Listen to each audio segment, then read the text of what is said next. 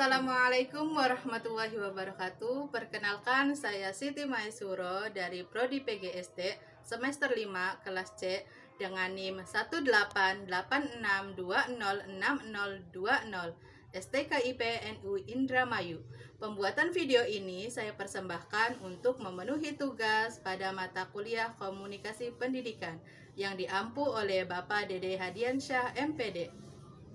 Video kali ini saya akan menjelaskan salah satu materi yang ada pada mata kuliah Komunikasi Pendidikan, yaitu bentuk-bentuk komunikasi.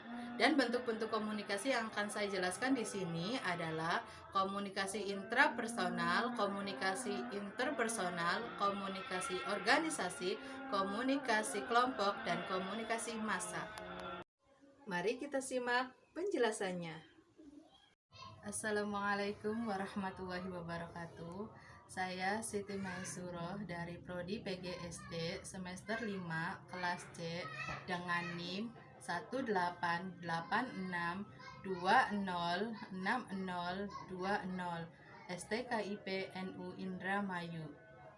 Video ini saya persembahkan untuk memenuhi tugas ujian akhir semester pada mata kuliah Komunikasi Pendidikan yang diampu oleh Bapak Dede Hadiansyah MPD.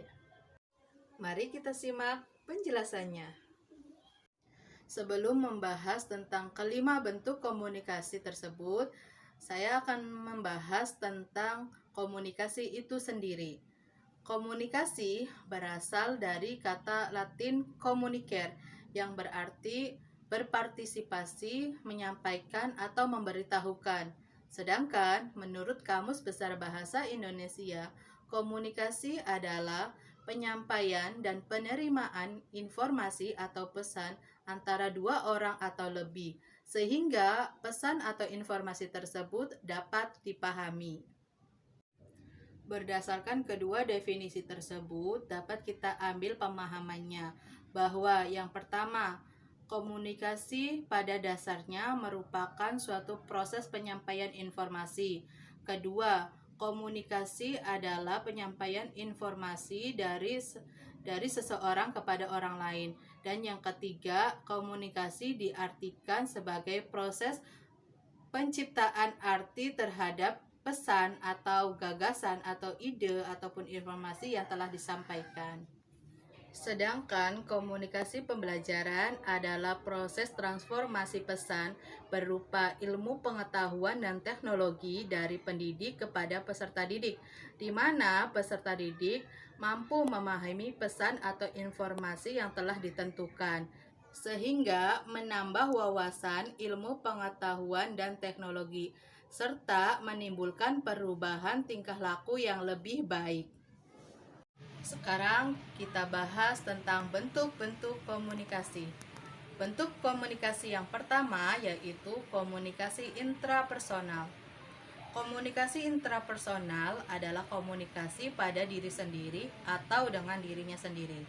Tipe komunikasi ini sama saja dengan proses berpikir, yaitu ketika seseorang secara sengaja atau sadar mengirim informasi kepada dirinya untuk menganalisis sebuah situasi dan mengambil sikap atau keputusan. Contoh kegiatan komunikasi intrapersonal adalah berdoa, bertafakur, bersyukur, berimajinasi secara kreatif, dan lain sebagainya. Bentuk komunikasi yang kedua yaitu komunikasi interpersonal. Komunikasi interpersonal adalah proses komunikasi antara dua orang atau lebih secara tatap muka.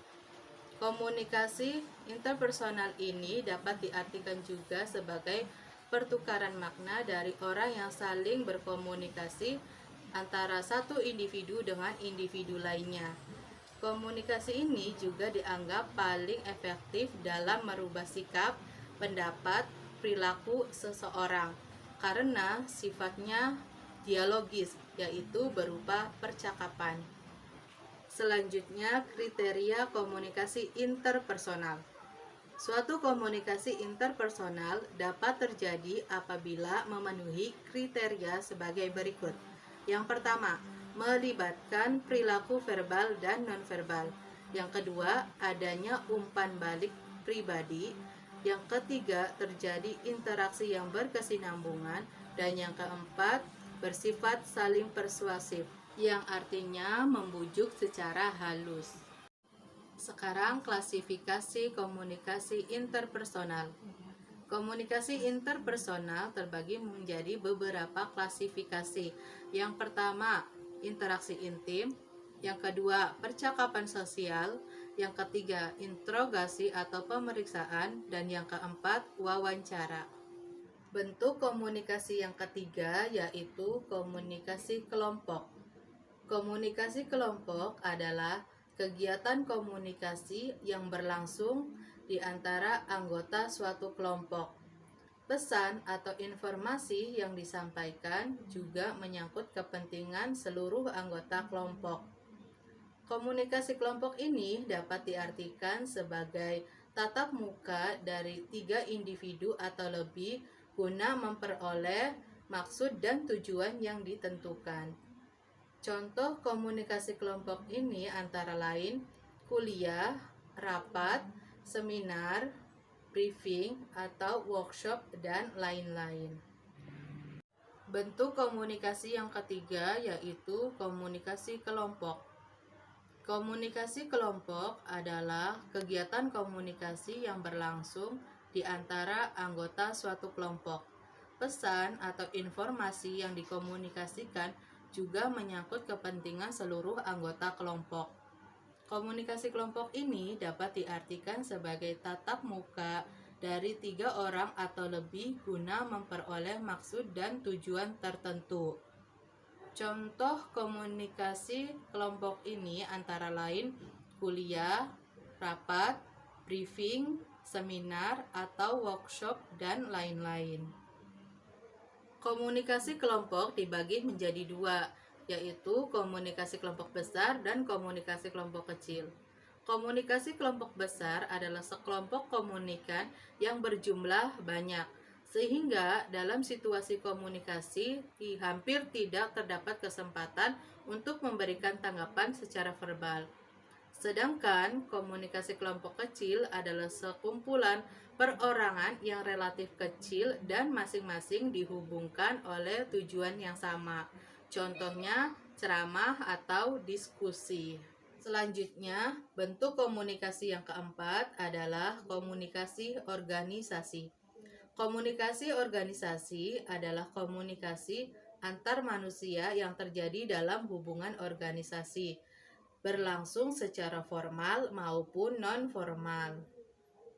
Pada umumnya, komunikasi organisasi membahas tentang struktur dan fungsi organisasi, hubungan antar manusia, komunikasi dan proses pengorganisasian, serta budaya organisasi.